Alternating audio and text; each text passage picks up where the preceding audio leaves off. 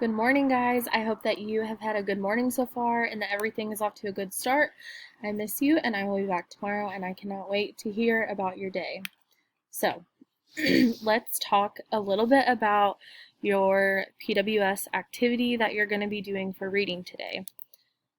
First, you are going to look at something called homographs. So, last week we talked about homophones. This week we're talking about homographs.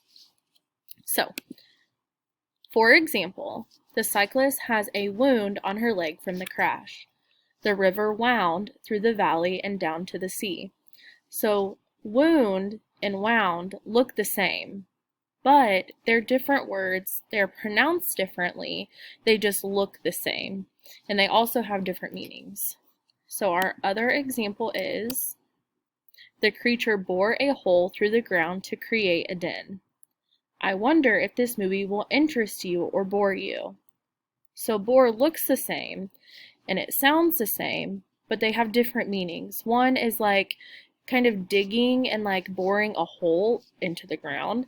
And the next one is bore like you're bored. Okay.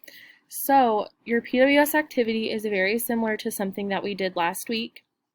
You're going to be given a word. For example, this one says, use the word yard in two different sentences with two different meanings.